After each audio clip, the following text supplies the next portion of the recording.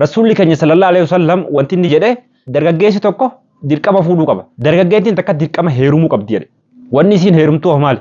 Badii garaagaraa jalaa bahuudhaaf. Badii adda addaa jala Rabbi isin haa baasu, Rabbi isin haa tiisu. Ija ormaa jirtanii dalagachuudhaaf biyyarraa baatanii nagaan Rabbi isin haa dalagachiisu. Rizqii Rabbi isiniif haa kennu. Nagaan biyya keessanitti Rabbi isin haa deebisu. Amma tasliim maallaqa doolaara 100 kenneetiif hin ture. Isin ammoo maallaqa sibiraan qabu dhiisii naan jettee turte. An ammoo maallaqa isiin geessaaf. Irraan kaaf doolaara 200 godheetiin geessaaf. Kanaafuu wanni tasliim na biratti hafe na biratti nafe. Gadda guyyaa hojiidhaaf bahuuf deemtu shaanxaa isii warra baharii fiddeetti as keessa. Yoo hojiin taateef uffata isiisan fuudhee achi geessuuf. Iddoon isiin hojjettu baay'ee takka fagaata. Barsiisaa wajjin shaanxaa isii geessinaa fi waan hin balleessoo jiraatu dhiifama nuuf fokkolchaa isin jecha sanaallee isinin daawwachiisa. Min sarara hey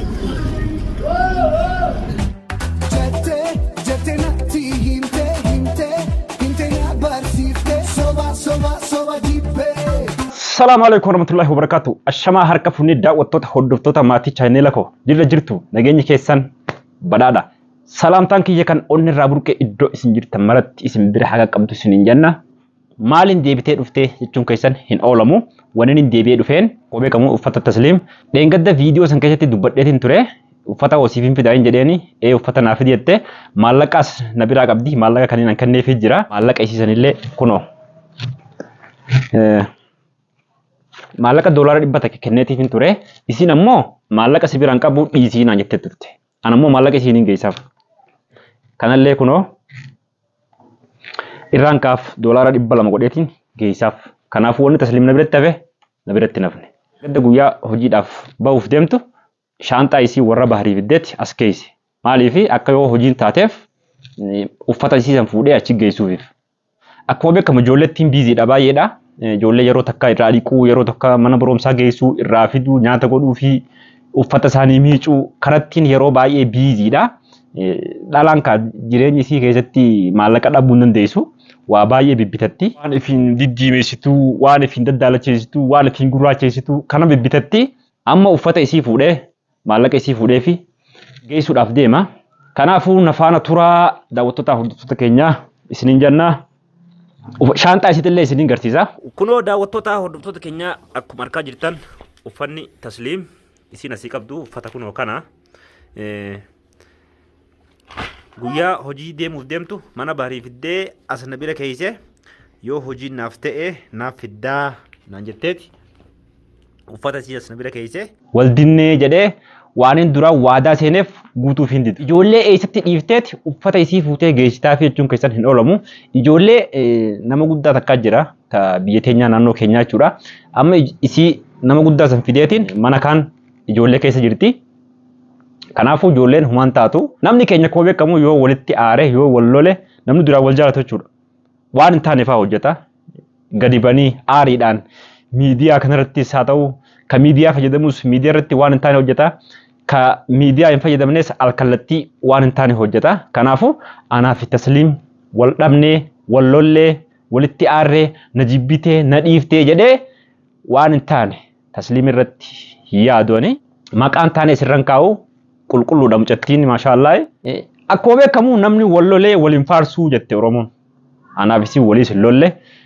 Tasliim dhugaa dubbachuudhaaf na jaalachuudhaaf mirga qabdi. Na jaalachuu dhiisuufis mirga qabdi. An ammoo waldinnee jedhee maallaqa isii kennuuf hin didu.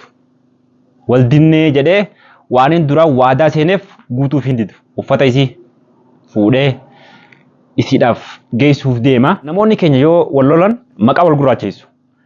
Maqaa wal gurraacheessurraa dhaabbadhaa. Amma keessattuu viidiyoo sooshaal miidiyaa kana gubbatti deemaa tokko arkeetiin ture. Mucattii takkaa fi gurbicha tokko. Viidiyoo qaama qullaa wajjin haasawanii gaafa wal dhaban viidiyoo sana ol baasan. Viidiyoo akkasii ol baasuun sirrii miti yaa obboleessa kiyya yaa obboleettiiti. Safuu Oromoo eeggadhaa. Oromoon safuu qaba. Aadaa qaba. Duudhaa qaba. Waan akkanaa kana hin hojjetina. Mee maaltuutu achirratti poostii godhuudhaan namatti erguudhaan si gahe isiinoo intala dhalaati. Yaa intala dhalaa yaa intala Oromoo. Sharafa keef eeggadha. Sharafa qabdi intalti dhalaa. Intalti Oromoo keessattuu intalti Muslimaa akkasumas intalti Kiristaanaa. sharafa keessan if eeggadhaa. Osoo akkam taatuuti viidiyoo ofirraa martee itti ergita. Qaama saalamaa godhe rabbiin bakka sana. Saala jechuun maal jechuudha? Waan qaanii takka, waan safuu takka waan ta'e. Dhugaa dubbachuudhaaf viidiyoo san baay'ee takka na aarsite ijoolluma teenya ijoollee Oromooti. Kan viidiyoon taane firraa maree shamarran Oromoo sharafa keessan eeggadhaa. Maqaa Oromummaadhaan hin balleessina. Maqaa amantiin Islaamaa qabu hin balleessina. Maqaa amantiin Kiristaanaa qabu hin balleessina. Maqaa amantiin Waaqeffataa qabu hin balleessina. Nagaa Rabbi sinaa godhu. Dalgachuudhaaf biyyaa baatan. Amma tasliim waa'ee tasliim irraa kan hunda kaasee amma tasliim dhugaa dubbachuudhaaf tasliim jechuun nama sharafii fi eeggatu. Tasliim as dhuftee nu gargaaraa turte nuuf hojjetaa turte baay'ee takka haa galatoomtu. Dhugaa dubbachuudhaaf amma tasliim waan bareedaa dubbatte wanni anna aarsu hin jiru. Yaaddoo tokkicha akka kiyyaatiin barbaada abbaa ilmaanii jaarsa nama natti hin toluu kanuma akka kiyyaatiin barbaada jechuun baay'ee takka bareeda. Amma warroonni waan hin taane sooshaal miidiyaa gubbatti hojjettan sooshaal miidiyaalaan alatti hojjettan amma namoonni keenya baay'een biyya galeetiin durba fuudhaa jedheeti biyya Arabaa keessatti biyya Oromaa keessatti dhalaa hin taane wajjin akka hin taane ta'a. Obboleessa kiyya haraam hin dalaginiiti fuudhi nikaa rasuulaa godhadhuuti fuudhi. Rasuulli keenya sallallahu alaihi wasallam wanti inni jedhe dargaggeessi tokko dirqama fuudhuu qaba. Dargaggeettiin takka dirqama heerumuu qabdi jedhe. Wanni isiin heerumtuu maali? Badii garaagaraa jalaa bahuudhaaf. Badii adda addaa jalaa rabbi isinaa baasu, rabbi isinaa tiisu, biyya Oromaa jirtanii dalagachuudhaaf biyya irraa baatanii nagaan rabbi isinaa dalagachiisu, rizqii rabbi isiniif haa kennu, nagaan biyya keessanitti rabbi isinaa deebisu. Waa dubbachuudhaaf amma mucattiin sana isiin siiree isii keessa galteetti waan akkasii san raawwatte inni hoo ka fuudhee achirra gadhiisu. Inninis balleessa isiinis balleessite warri isii kun akkam ta'a? Sanyiin isii akkam ta'a ittiin arranfamu? Kanaaf wanni kanaa kuni ajaa'adha. Wanni kanaa kuni nama balleessa, nama ajeessa. Duniyaa irrattuu jibbamte gaafa akhiraa galte kam taate obboleessa kiyya obboleettii tiyya. Yaa obboleessa kiyya. Atiin viidiyoo ofirraa maree qaama saalaa dhalatte ergu. Arraan tana duniyaa gubbaa jirta. Boru akhiraa jirta. Waan si afatu hin beektu. Jawwee akkanas si afatu hin beektu. Obboleessa kiyya. Yaa obboleettii tiyya. Akkamumattuu rabbiin qaama saalaa kana dhooyfadha. Of eeggadha. Haraam ittiin hojjetina. Nikaa rasuulaa yoo godhattan malee jedhe rabbiin subhaanahu wa ta'ala. Akkamitti kana ofirraa martee viidiyoo dhiiraaf ergita. Rabbi isin haa qajeelchu. Warra akkasii rabbi haa qajeelchu. Warra akkas godhuudhaaf yaalullee isin haa qajeelchu. Bara 2016 gaafaan dargaggeessa wal jaalannee turre mucattii takka gara biyyootuma United kana keessa wal jaalannee turre yeroo baay'ee wajjin haasofnee dabarsinee naa erginaan jette wannoo san. Annillee narrabsine waan tokkollee narrabsine siireessitee daayirektiidhaan lakkii obboleettii koo dhiifama wajjin waan akkanaa kana hin jedhinii safuudha. Safuu kee eeggadhu intalli Oromoo tokko sharafa qabaachuu qabdi. Sharafa kee eeggadhu yoo anatti heerumuu baatte yoo anatti heerumuu baattes sharafa kee eeggadhu. Dhiiraa wajjin ani si fuudhuu fi siin fuudhuu akkamitti addaan barteeti waan akkasii naaf ergi ani siif hin erganaan jetteen jedheen. Arra booda waan akkasii kanatti obboleettii koo hin deebi'inii jedheetiin gorsee booda ifuma siitti jechumaan irraa muratte. Wanni kanaa kun sirrii miti. Safuudha. Oromoon safuu qaba. Amantiin safuu qabdi. Amantiin safuu qabdi bara. Wanni akkuma sabni Oromoo akkuma Oromoo waliigalatti safuu qabutti amantiin illee safuu qabdi. Amantiin ati amantii kiyya jettee qabattee irra jirtu safuu qabdi. Anis amantiin hin qaba. Amantiin kiyya safuu qaba. Keessattuu yeroo baay'ee ijoollee musliimaati. Kawaan hin taane sooshaal miidiyaa gubbatti hojjetu. Amma ijoolleen kiristaanaas jiru ijoollee Oromoo kiristaanaa sun hin baay'atu. Kan ijoollee Oromoo musliimaatiif baay'ata. Daawwattoota hordoftoota keenya. Anammoo yoo balleessaa dhiifama naa godha. Nan abaarinaan. Nan arrabsinaan. Dhugaa dubbachuudhaafan dhugaan dubbadheen. Anammoo maqaan taane tasliim irraan kaa'u. Maaliifi maqaan taane irraan keessu. Maaliifi qulqullinaan wajjin turre mana keessa. Guyyaa nu bira dhuftee hojjettee galgala isin illee deemti. Jaalalaan kabajaadhaan waliin mana keessa turre. Guyyaa nu bira oolti malee halkan nu bira hin bultu. Namoonni baay'een ammoo waan hin taane ni haasa'u. Yaaddoo fi tasliim wajjin mana keessa jiraatanii waan hin taane hojjetaa jiru kan jedhus jira. Amma tokko farratti haati mana kiyyaatu waanuma akkasiitti wanni isin shakkite. Dirqama fuudhuu qabdaa. Wanni fuudhi isin jedheef yoo ati haraama hojjette diliin kee narratti deema waan ta'eef dirqama fuudhina jette haati mana. Ammoo yoo ati isii fuute malee hin galu jette deebite. Ahaa erga akkas ta'e kaa anillee tasliim fuudhee isiin haa galtu gara ijoollee. Ammoo san boodallee tasliim dhiisuudhaaf hin deemu. Nama saadaan galte jedhee tasliim dhiisuus miti. Amma tasliimuu bareedaa jirti waan bareedaa haasofte kalaas keessaa bahee hojii kee hojjetan. An amma tasliim akka obboleettiitti jetti bira dhaabbadheen nama isii fuudhuuf kan booda kan. Maaliifin waa'ee ijoollee teenya ijoollee Oromoodhaa sooshaal miidiyaa gubbatti akkan taanu ta'e viidiyoon taane ofirraa gadhiisan viidiyoon taane Bangaaliin fuudhee ijoollee Oromoo kanneen gadhiisa kana wanni inni dubbadhee maaliif akka ijoolleen Oromoodhaa sharafa fi eeggattuuf fedhiin garmalee irra baay'ateelleen viidiyoo kana yoo laale as deebi'e tokkoffaa irratti ijoollee teenya ijoollee Oromoo viidiyoo isin hojjettanii sooshaal miidiyaa gubbatti poostii gootan shamarran teenya shamarran Oromoo if eeggadhaa rabbi isinaa eegu wal kabajaa wal jaaladhaa ijoolleen teenya ijoolleen Oromoo akkuma beekamu baay'ee takka waliin kabaju. Har'a an arra daarektiidhaan akka wal lafaa ka'ee yoo intala takka jaaladhe wal jibbuu jira wal fuudhuu jira yoo wal jibbine oo nagaan addaan hin baatu waan hin taane maqaan taane wirra keessa Oromoon teenya wanni kun sirrii miti erga wal jaalattanii oo safuu Oromoon qabu eeggadhaatii wal fuudha. Waan hin taane walirratti yaadina. Ijoollee teenya ijoollee biyya Arabaa hojjettee dhiiraaf maallaqa ergitu biyyatti. Akkamitti na fuudhiif maallaqa namaaf ergita? Obboleettii tiyya. Obboleessa kiyya akkamitti irraa buufatta ta'u? Gaafaan biyya galee wal fuunaa jetteetti maallaqa akkamitti isatti ergitee akka inni si fuudhuuf gaafa biyya galteef akkamitti yaadda akkas hin yaadin yaadni kun dogoggora. Yeroo baay'ee niin harkanii hiriyoonni kiyya baay'eedha magaala kana keessatti shamarran teenya ta Dubaay jirtu, ta Kuwait jirtu, ta Ordoon jirtu, ta Saudi Arabiyaa jirtu.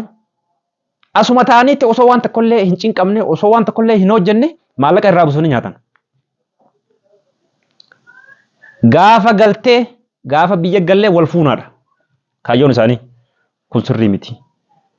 Ilmi dhiiraa tokko yoo si jaallate obboleettii tiyya maallaqa akkasi baasee si haa fuudhu. Ati maallaqaan gabbartee hin fuudhin. Amma warroonni dhiiraa natti aaruu dandeessu. Warroonni waan akkasii hojjettu baay'eedha. Abaluun jedhuuni baay'eedha. Kanaaf daawwattoota hordoftoota keenya shamarran keenyas if eeggadha. Barsiisaa yookaan dootinnis. Kanaaf isallee YouTube kanaan dura wajjin hojjechaa turre ni dhiise malee.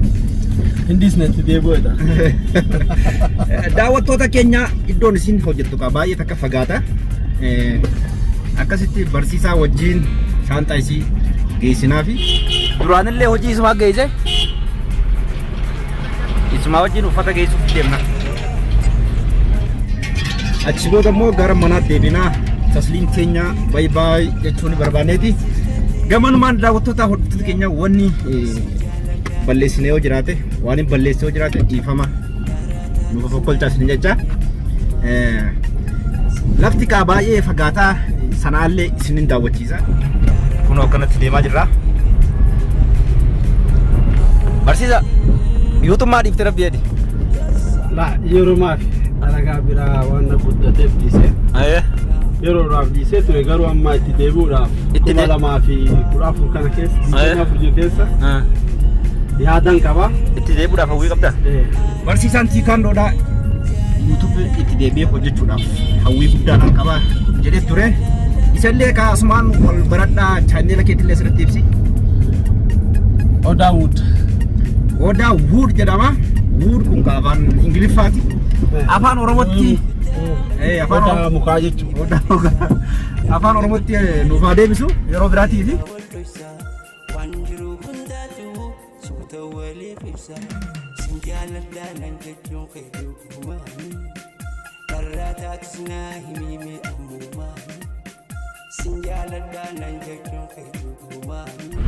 Kulo kasirra kun uleen Oromoodha. Kasuraa isaa harkaa jirtan kuni gaara kana ol deemeeti ka jara biyya kanaati wajjin lolu jira. Namni keenya bakka hunda buute ka wantoota garaagaraatiin lolu. Kanaafuu goonni biyya ni ilaalatu jedhan Oromooni. Haaloo luka.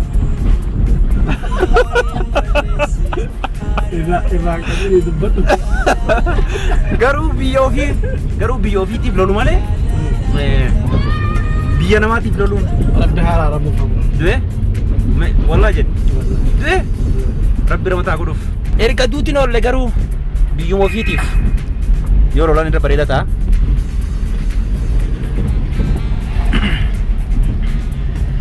Bakki mucattiin hojjettu kaa baay'ee fagaata. Ammaan tana ga'uuf geenyee xiqqoo kan uunafu meetira 200 akkasuma waaqa.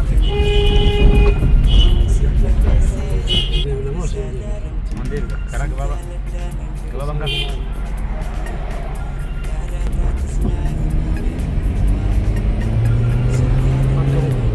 amboo suuta ofi kaa suuta ofi shantaan achi wayi waafi shantaan achi gaita.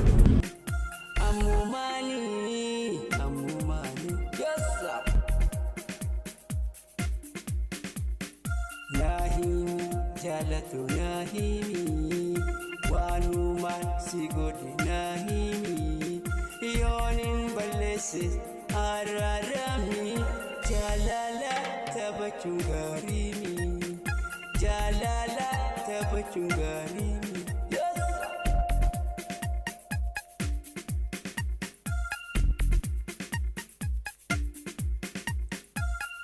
Gari male kanta gongore Batin ko maluma matang ko warere Osonif na hiti tinkira ifure Sinjalala ng gachong kayo kumani Taratatis na hilime amumani Sinjalala ng gachong kayo kumani Taratatis na hilime amumani Amumani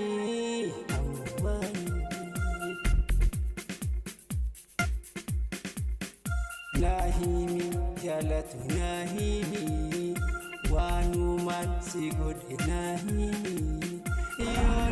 Youtuberoonni qadhiisin daawwachiisee yoo jiraate jalala tabachungarimi jalala tabachungarimi jalala tabachungarimi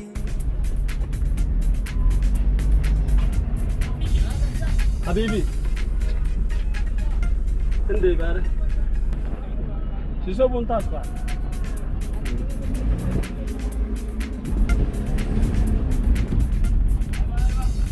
Mekan ditan. Tiga dua sit. Tiga tu je lepas. Alat. inni gaddu La la Habibi. Akal mat. La. Ina ni pada. beene jira.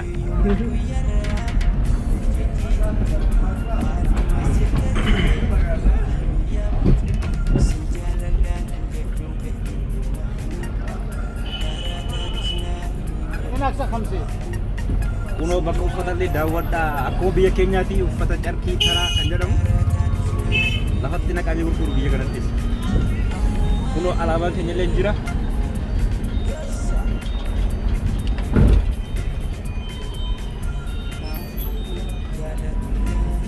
Halo. Ya, endan no.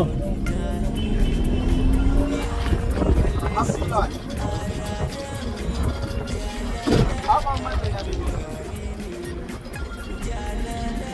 Será botar. Ah.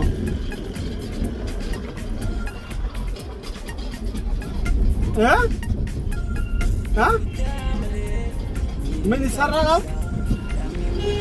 Hey! Menal? Wow, እንደዛ ይሰራም ጥብሳለ ድሎታለ ክትፎ Tole egaa daawwattoota hordoftoota keenyaa iddoo geenyee jirra.